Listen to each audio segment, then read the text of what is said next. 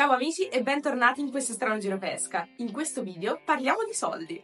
Precisamente parliamo di quanto ho speso per viaggiare 45 giorni in Vietnam. Prima di partire vi faccio una piccola premessa. Tutti i prezzi che troverete da qui in poi saranno in euro perché il cambio è un pochino complicato. I dong, che sono questi, con la faccia di Ho Chi Minh sopra, valgono molto poco. Il cambio è 1 a 26.000, quindi immaginate la quantità di soldi che vi ritroverete nel portafogli. I primi giorni sono stati un disastro, è lì che 26.000, 52.000 e ero solo a 2 euro. Quindi vi risparmierò l'agonia e metterò tutti i prezzi in euro, ma alla fine del video faremo il conto anche in dong. Partiamo dall'accommodation dicendo che io ho sempre viaggiato da sola e quindi non ho mai diviso la mia camera con nessuno. Questo ha inciso decisamente molto sul totale perché spesso le camere singole non esistono oppure comunque non costano la metà di quelle doppie.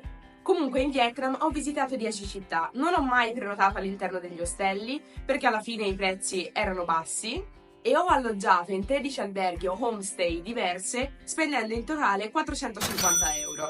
Se dividiamo questo numero per i 45 giorni che ho viaggiato all'interno del paese, viene fuori una media di 10 euro a notte. C'è da dire inoltre che i prezzi variano anche tanto a seconda della città in cui vi trovate. Ad Hanoi ho speso 20 euro a notte per una camera orribile, mentre sull'isola nel sud ne ho spese 8 a notte per avere un intero appartamento compreso di cucina. Passiamo ora ai trasporti. Durante questo viaggio ho preso 2 voli interni, un treno, 4 bus, ho noleggiato 5 motorini e ho preso un'infinità di Grab, che sono dei taxi locali, tipo Uber del sud-est asiatico. Grab per viaggiare in Vietnam è un'applicazione essenziale perché vi permette di muovervi all'interno delle città con estrema comodità e con costi irrisori. Ma vediamo adesso quanto mi sono costati. Allora, i voli interni li ho pagati 70 euro, quindi 35 l'uno, più 7 euro di treno, più 50 per i bus, uno dei quali anche da 12 ore, 45 per 5 motorini diversi che ho noleggiato nel paese, e infine 60 euro di Grab. A volte ho percorso anche distanze molto lunghe, come un'ora per uscire dalla città e andare in aeroporto. In totale 235 euro. Altra piccola parentesi, immaginate quanto è diverso viaggiare all'interno di un paese o vivere all'interno di un paese. Non avrei avuto bisogno sicuramente di questi 230 euro per spostarmi. Se avessi scelto una città mi sarei stabilita all'interno di quella, magari avrei speso un pochino di più di motorino oppure un po' di più di Grab, ma fondamentalmente non avrei mai speso questa cifra. Quindi vi ricordo che stiamo parlando di un Vietnam da viaggiare e non un Vietnam da vivere. Passiamo ora al cibo. In Vietnam ho mangiato tantissimo, ho mangiato di tutto e soprattutto ho sempre mangiato fuori. Solamente una volta mi sono cucinata quando ero nell'appartamento. Nel frattempo apriamo il sugo.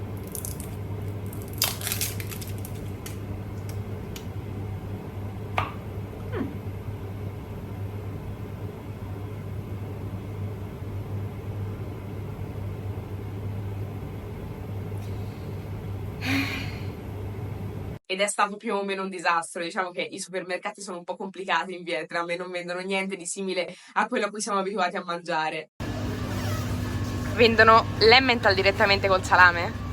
Se volete dare un'occhiata al video in cui ho cucinato, ve lo lascio in fondo. Ma torniamo a parlare di soldi. Allora, per mangiare 45 giorni in Vietnam ho speso in tutto 180 euro, che se lo dividete per 45 fa 4 euro al giorno. All'interno di questi 180 ci sono ovviamente anche tutti gli sfizi. Prendere una birra, fare merenda, andare da Starbucks a prendere un caffè. E tra l'altro le colazioni sono una delle cose che costano di più, perché ovviamente loro non ce l'hanno, la mattina a colazione mangiano il riso fritto. Quindi non è strano all'interno di una giornata pagare più di colazione che di pranzo. Ad ogni modo c'è da dire che almeno il 30% delle volte io avevo la colazione inclusa all'interno dell'hotel e quindi è sicuramente un costo in meno. Ma parliamo anche dei tour e delle attività. Quando mi trovavo da noi e volevo andare a Sapa, ad Halong Bay, a Ninh Binh, raramente ce l'ho fatta a organizzare le cose in autonomia, o meglio, riuscivo a spostarmi autonomamente fino alla città, però per esempio ad Halong Bay serviva una barca per vedere quelle meraviglie naturali. Non avendocela, ovviamente mi sono dovuta affidare a dei tour. Comunque li ho selezionati con grande cura, cercando di spendere sempre poco e avendo la qualità migliore possibile. Vi lascio anche questo video in fondo, così potete vedere come ho fatto. In posti come il Vietnam vale la pena nel sud fare anche un po' di snorkeling, quindi per tutte le attività che ho fatto durante questi 45 giorni ho speso in tutto 180 euro. Infine ho raggruppato in un unico mucchio tutti gli extra, che possono voler dire la SIM card del telefono, la crema solare, il lettino in spiaggia, la lavanderia perché a un certo punto i miei vestiti ho dovuto cominciare a lavarli, un pensierino per il fratello, uno per l'amico, uno per il fidanzato, uno per un sacco di cose e quindi alla fine altri 120 euro li ho spesi di extra. Facendo una somma di tutte queste parti viene fuori un totale di 1165 euro che se lo dividete per 45 dà 25 euro al giorno. Il Vietnam è stato effettivamente uno dei posti più economici in cui ho viaggiato nella vita. Certo, se uno si abbandona a tour di qua, gite di là, è un disastro comunque, però in linea di massima ha dei prezzi veramente bassi per noi. Prima di chiudere però vi avevo promesso che avremmo fatto il calcolo anche in dong. 1166 euro equivalgono a 31.375.704 dong. Qui vi lascio il prezzo medio delle cose più frequenti. Ma il mio viaggio in Cambogia sarà economico quanto l'è stato quello in Vietnam? Iscrivetevi al canale per scoprirlo fra qualche settimana.